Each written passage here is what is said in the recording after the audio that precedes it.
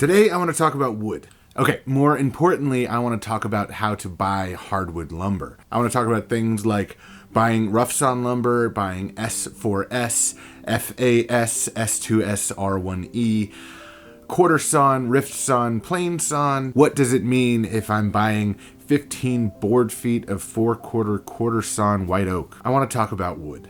So this is some rough sawn cherry. What I mean when I say rough sawn, it still has the marks from the sawmill on the surface. It needs to be surfaced. When you buy rough sawn, you are buying in quarters. So this is a 4/4 board, meaning that it is 1 inch thick, or 4/4 of an inch. You can buy stock in 4/4, 5/4, 6/4, 10/4, 12/4, 16/4, so on and so forth. 5/4 is 1 1/4 inches thick. It is 5/4 of an inch. So 4/4 would be 1 inch, 5/4 would be 1 1/4 inches, 6/4 would be 1.5 inches, etc., etc. When you buy this, it is a nominal thickness. Once you joint and plane it down, you'll end up with a finished surfaced piece that is 3/4 to 7/8 of an inch thick, something like that. This is a piece of surfaced cherry. So it has no mill marks on it anymore, and this is ready for a project. Some hardwood dealers will offer S2S R1E, and what that means, it is surfaced on 2 sides, that's the S2S, and then ripped 1 edge, R1E. So it has 1 straight edge, 2 flat faces, and then usually more rough sawn edge that you can then rip on the table saw. They're generally flat. They are usually more expensive because they've done some of the milling process for you, but it can save time in the shop if you are pressed for it and don't feel like buying rough sawn lumber. S4S. S4S stands for surfaced 4 sides. So that's 2 flat faces and 2 straight edges. This is the stuff that you're going to find in the big box stores like Home Depot and Lowe's. Now, S4S lumber can be pretty expensive per foot, and S4S is usually sold by the linear foot. Now, when we talk about rough sawn lumber, we buy it by the board foot. Board foot is a measurement of volume. So rather than buying linear feet, a sawyer is going to try to get the most yield out of a log. So as he's cutting, he might have a 6-inch wide board, a 4-inch wide board, a 9-inch wide board. So not every board, you're not buying 2x6s that are getting run through a computerized mill. You're buying hardwood lumber that came from a log that a sawyer had to look at specifically and say, okay, I can get these boards from this part of the log, these boards from that part of the log. So when buying in board feet, it can be a little bit confusing, but it's basically a cubic measurement. So you measure by the nominal thickness, by the nominal width, by the length. And there's a formula that I'll go over in a minute. Okay, so when we look at the end of a log, we need to look at the growth rings. Growth rings occur as a tree matures every year and are concentric around the pith of the tree. Pith is the more common name, but it's also known as the medulla. More on that in a bit. Pith is a soft, spongy material that transports nutrients through the tree throughout its life. In its death, the pith is bad as far as all lumber is concerned. As lumber dries and loses moisture content, it shrinks. Think of a grape and a raisin. As the wood shrinks, those concentric growth rings get smaller as well. Now think of a rubber band that has lost its elasticity and dry rotted. When you try to stretch it, something has to give and it breaks. The same thing happens around the pith of the tree. You can see it here as I took a torch to my piece, the crack started, emanating from the pith. Okay, going forward, let's talk about flat or plain sawn. Some sawyers will take a log and cut it from bark edge to bark edge through the plank. This is considered flat sawn and gives the highest yield of wide boards.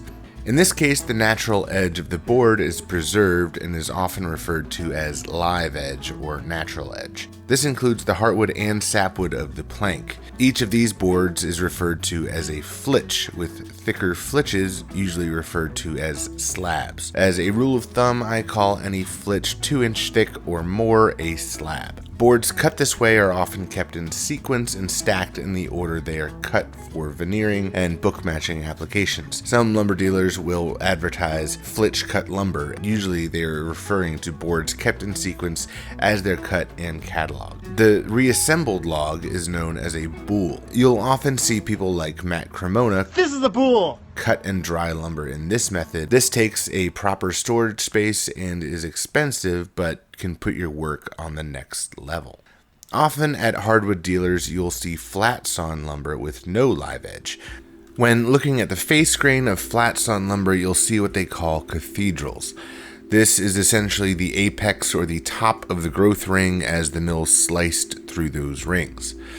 When you look at the end grain of the board, you'll see those rings in a rainbow shape or somewhat of a smile.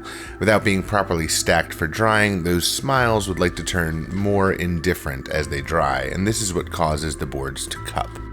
This lumber was most likely cut from what they call a cant. I had the hard time finding the technical definition for cant other than a partially processed log, so for this example, I'm going to use a 4-sided cant. And next, we'll talk about quartersawing. I've seen a lot of sawyers use different methods of getting the most yield of quartersawn lumber out of a log. Each will have his or her own method, but for the purposes of this video, we just need to understand what quartersawn is. Quartersawn lumber is lumber that has the grain running perpendicular to the face of the board. This gives a few benefits. One, the lumber is extremely stable. With the orientation of the growth rings, it resists cupping and twisting. And two, it can offer aesthetic benefits. With the growth rings perpendicular to the face of the board, the show face now should have all of the grain running in straight parallel lines. This can be beneficial aesthetically. For instance, I made a medicine cabinet a while back for toolstoday.com. When making the doors for the cabinet, I book matched the panels for the doors and wanted to offset the flatsawn grain with quartersawn stiles and rails. That way I could use the same species of wood, but have the stiles and rails sort of frame the panels. Remember before when I said the pith is also known as the medulla? Well, there are these veins that come off of the medulla called medullary rays. They help nourish the tree while it's alive, and they run across the growth rings. As you get nearer and nearer to quartersawn lumber, you get more and more in plane with those medullary rays. And in some species like oak, those rays present themselves as these beautiful flecks that look like sugar pockets all over the board. This feature is very prominent and a hallmark of mission-style furniture, arts and crafts, and a signature of people like Gustav Stickley. Medullary rays also present themselves in wood with smaller closed pores, or diffuse porous as they're known, like maple and cherry. I call this figure lace, and in fact, quartersawn sycamore is also known as American lacewood.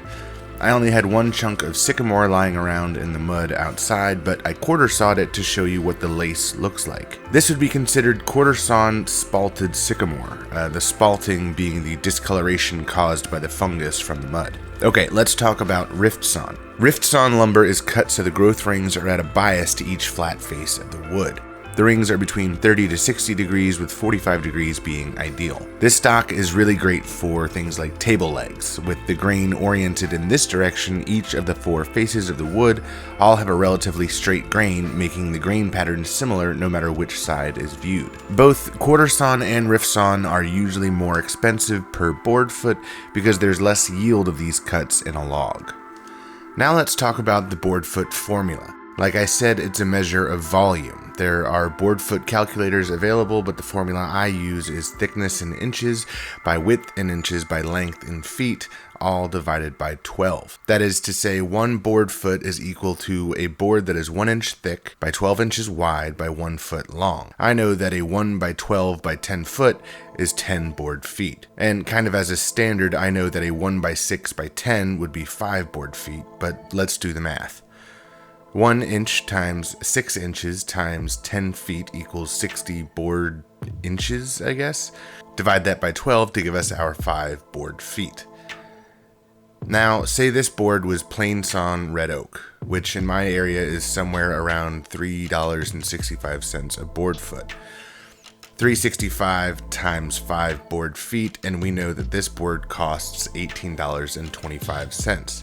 Let's do it again, this time with an 8/4 board. So this board is 2 inches thick, 7 inches wide, and 9 feet long.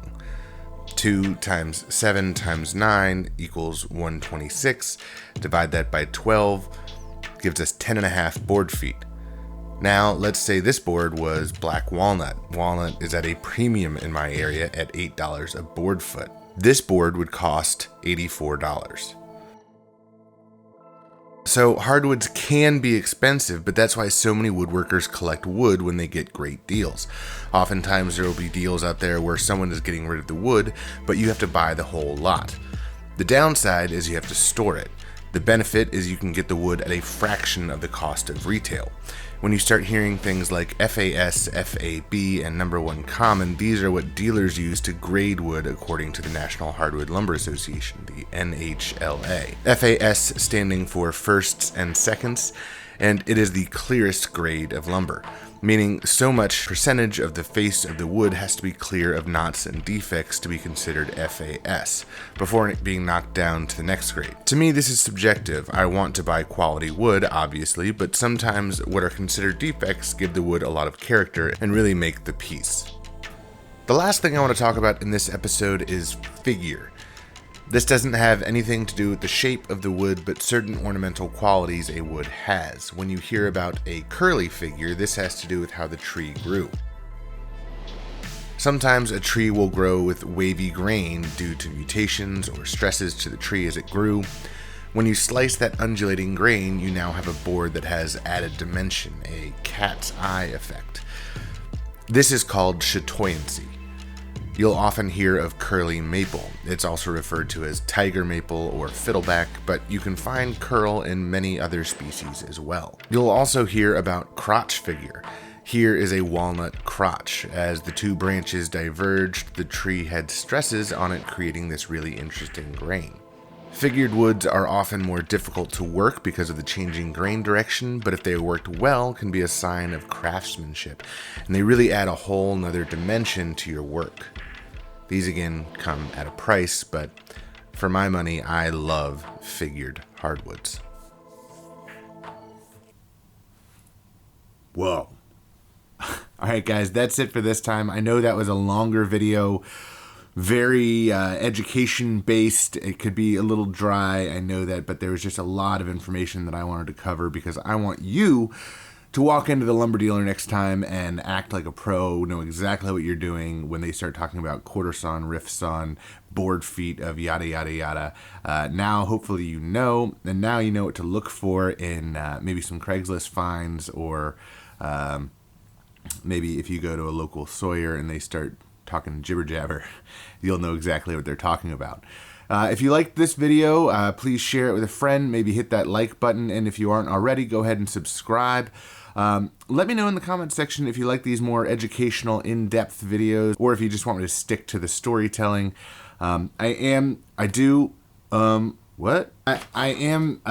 did make this print into a shirt, which you can find over on my website. It's a Teespring link. That is www.wmwalkerco.com, and you can find turnings, some smaller stuff that I've done over there, cutting boards, things like that, that aren't big projects. Until next time, guys, I'm Will Walker. This is the William Walker Company Project channel. I'll see you guys real soon. Thanks for watching.